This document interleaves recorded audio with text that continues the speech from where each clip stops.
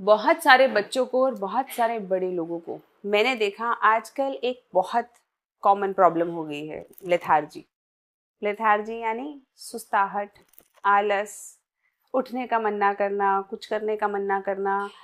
कई बार बच्चे आके कहते हैं कि मैम पढ़ना है, बहुत कुछ करना है, ड्रीम्स हैं, मेहनत भी करनी है। उन्हें भी पता है ड्रीम्स है, मेहनत करनी है, लेकिन जब वो सुबह उठते हैं तो उठने का मन नहीं करता। और अगर उठ जाते हैं तो ऐसा लगता है नहाना नहीं है। और जब नहाने लगते हैं तो लगता है अब कहाँ, कहीं जाएंगे, क्लासेस करेंगे। तो ये जो आपके अंदर लगातार एक लेथार्जी की फीलिंग रहती है अगर, तो यानी कि कुछ तो गड़बड़ है जिसे ठीक करना पड़ेगा। ऐसे ही मैंने बड़े लोगों में भी पाया कि बहुत बार जब मैं उनसे बात करती हूँ या वो अपनी कोई प्रॉब्लम्स मुझसे शेयर करते हैं तो अक्सर सबसे बड़ी प्रॉब्लम होती है, ऐसे ही बड़े लोगों में भी मैंने पाया कि आजकल बहुत सारे चैलेंजेस वो लोग फेस कर रहे हैं। मैंने लेडीज से सुना कि अरे मेरा एक्सरसाइज करने का मन नहीं करता, मुझे पता है एक्सरसाइज करनी चाहिए, या मेरा काम पे जाने का मन नहीं करता, या मेरा घर के काम करने का मन नहीं करता।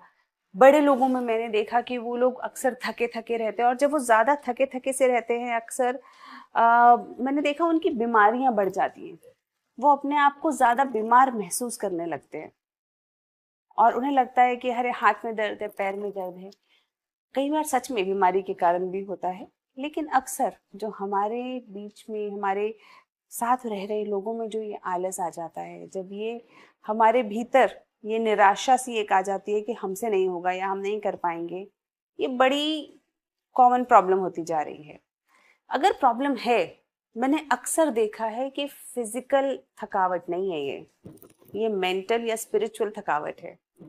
हमारा शरीर तो जितना हम भागते हैं, जितनी मेहनत करते हैं, उतना ज़्यादा एक्टिव होता जाता है। आपने देखा होगा जो लोग बैठ जाते हैं वो बैठे ही रहते हैं।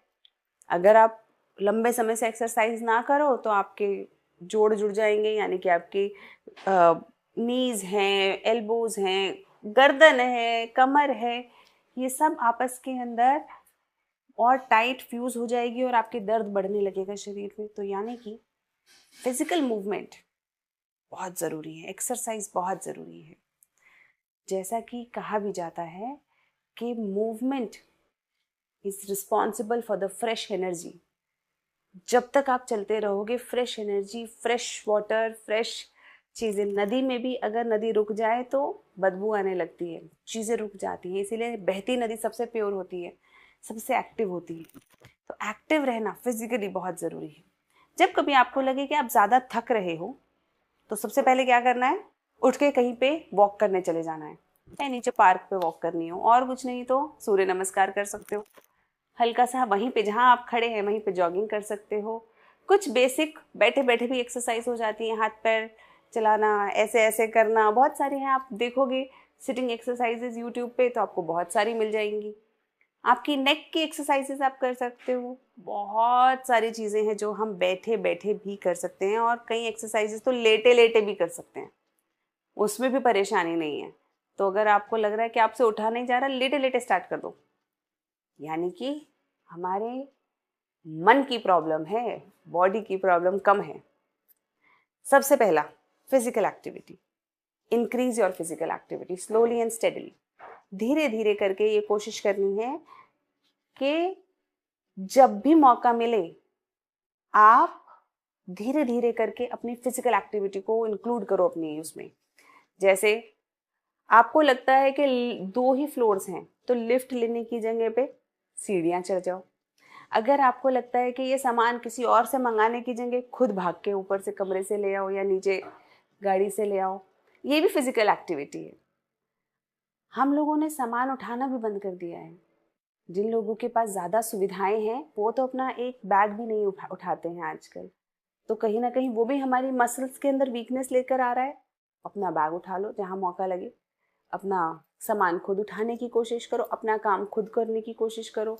जैसे आप सुबह बेड से उठते हो तो कम से कम अपनी चादर तह कर दो, और कुछ नहीं तो आप अपना पानी अपने पास एकदम बगल में रखने की जगह थोड़ा सा दूर भी रख सकते हो कि आपको चल के जाके पानी पीना पड़े, या जो भी चीज़, या फिर मोबाइल फ़ोन सबसे अच्छा है पानी नहीं, मोबाइल फ़ोन आप दूर रखिए, क्योंकि जब आप मोबाइल फ़ोन दूर रखेंगे तो नोटिफिकेशन आएगा, आपको चल के जाना पड़ेगा, फिर वहीं पे मोबाइल छोड़ के वापस आ जाइए। सबसे बढ़िया सोशल मीडिया का इससे अच्छा उपयोग क्या हो सकता है। तो ये तो हमारी हो गई फिजिकल एक्टिविटी। लेकिन फिजिकल एक्टिविटी करने के लिए भी पहले हमें मेंटली और स्पिरिचुअली तैयार होना पड़ेगा। आपने देखा होगा कि जिस व्यक्ति को आप पसंद करते हो उस व्यक्ति के लिए आपको कुछ करने में परेशानी नहीं होती।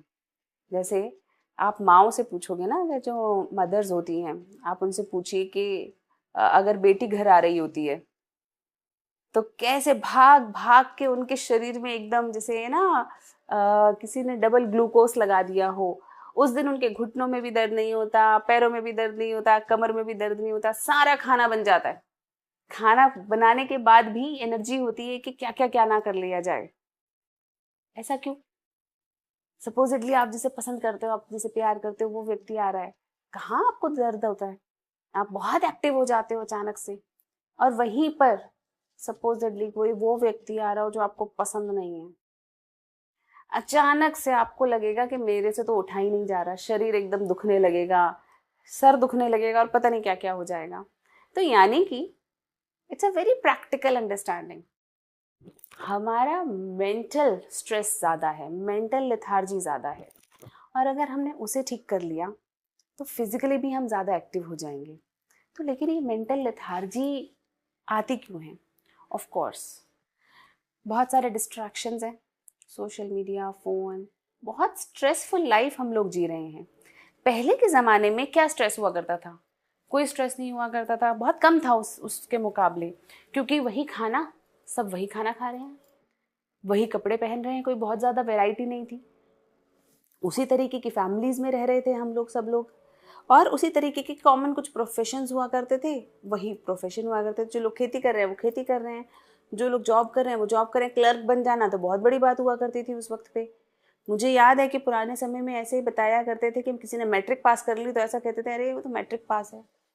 मेरी एक बड़ी दादी जी हैं, वो डबल एमए थी, तो उनको तो बस भगवान से थोड़ा ही नीचे दर्जा दिया जा रहा था कि डबल एमए, यानी कि उस वक्त पे पढ़ाई का भी, जॉब का भी, बिजनेस का भी, घर वालों का भी, घर के रिलेशनशिप्स भी बड़े सॉर्टेड से थे। क्यों? सबको अपने अपने रोल पता थे कि मुझे क्या करना है ना, और बड़ा कंफ्यूजन कम थी लाइफ में। ऑफ कोर्स उस समय के अपने चैलेंजेस थे, हाथ से सामान धोना करना, वॉशिंग मशीन नहीं थी, अपने चैलेंजेस थे, फिजिकल लेबर बहुत ज़्यादा था, लेकिन मेंटली लोग फिर भी कम स्ट्रेस्ड थे। लेकिन आज सोशल मीडिया, हमारी खुद से एक्सपेक्टेशन, दूसरों की हमसे एक्सपेक्टेशंस,